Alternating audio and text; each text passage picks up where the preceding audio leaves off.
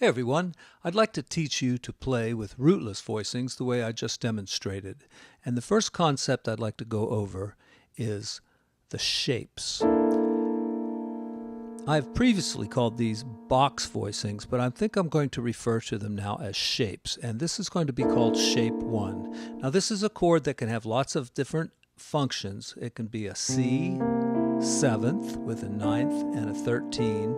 It can be about 5 or 6 other things, but I'm just going to concentrate on this chord and using it in this way as a C 7th chord. It could be a G minor 6 9. You could think of it that way also, and like I said, it could also be several other chords. So let's take the song Killer Joe.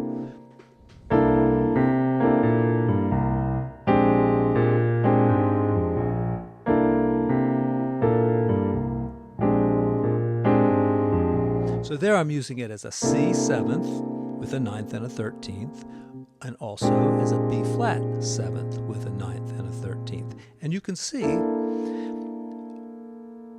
it is the same shape. There's a tritone here, a perfect fourth above that is the 13, and then right here, I guess a whole step down from there, is the 9th of the chord. And when I went to B flat, not only is it the exact same shape in terms of, you know, a tritone, a fourth, and this note, it's actually the same shape for my hand. Now, if I was to play B 7th with a 9th and a 13th, you see, it feels different to my hand, but it is the same shape. We have a tritone, we have the fourth, and we have a whole step between these two notes.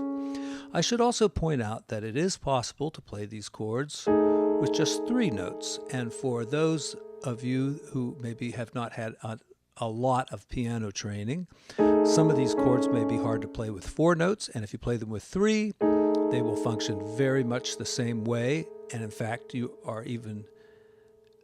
even have a little bit more freedom as to what will fit with this chord when you're playing with the right hand. So, like I said, you can practice these chords with the right hand, thinking about maybe doing a bass line, or you can practice them with the left hand. That will support a melody. It will support an improvisation, and it will also support big chords. Call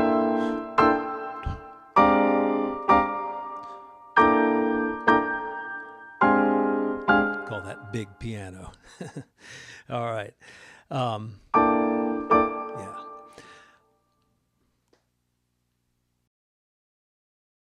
Now I'd like to show you a few ways to practice these chords so that you become proficient with them.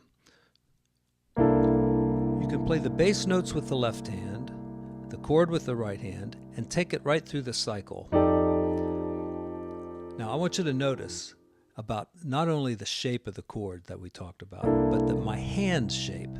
For the first 4 chords, it's exactly the same. I've got a black key on the bottom and 3 white keys above. So going to F now, then B flat, E flat.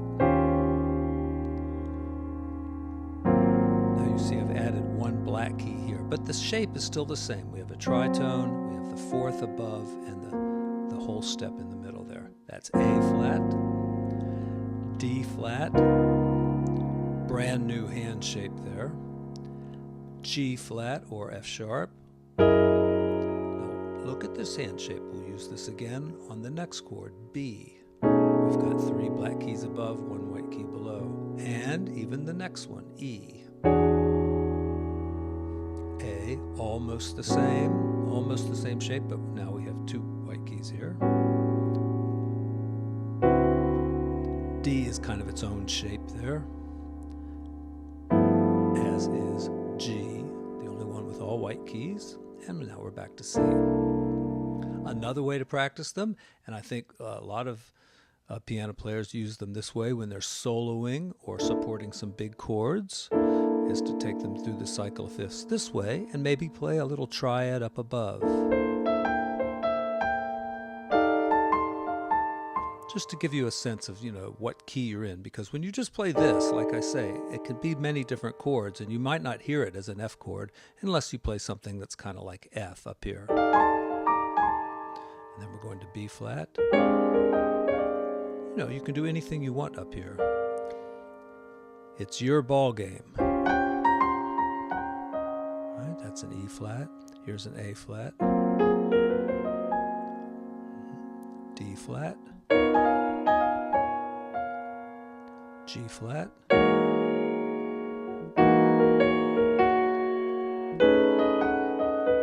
B, E,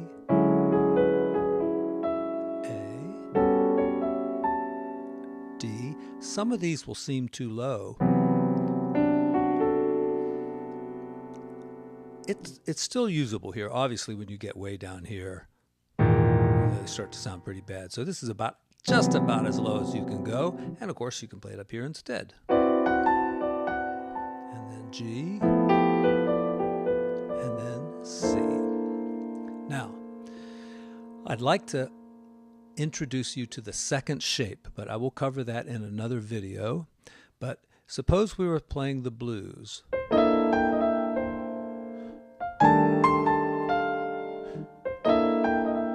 Alright, so we go from the 1 chord C to the 4 chord F and back to the 1 chord. Let me do it another way.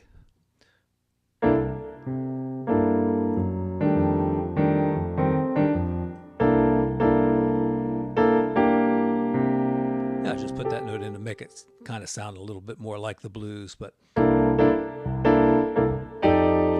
so that's a pretty big jump. It doesn't really sound that smooth, does it? Let's try it a different way. It's a different shape. It's the same exact chord, but I've taken the 2 notes on the top and moved them to the bottom. See, there, down to here. So now I have the same chord, but in a different shape, and this we'll call shape 2. So this makes it smoother.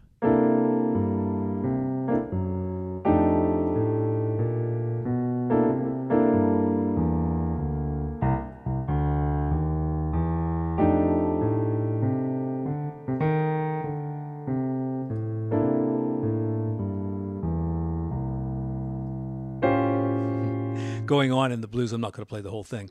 And also just to support an improvisation. So shape 1, if you're moving through the cycle of fifths, you can alternate the shapes and stay smoother. So here's shape 1 on C, shape 2 for F, back to shape 1 for B flat. You see it's very close by. And now E flat. I'll go all the way through.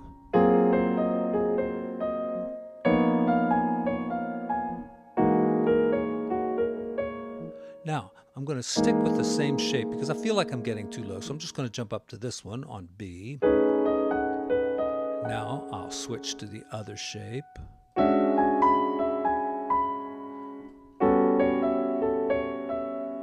Shape 2, shape 1, and shape 2, and with that one on C. So, I did the blues starting C this way. So instead of starting with shape 1, I could have started with shape 2 and gone to shape 1 for F, and back to shape 2 for C.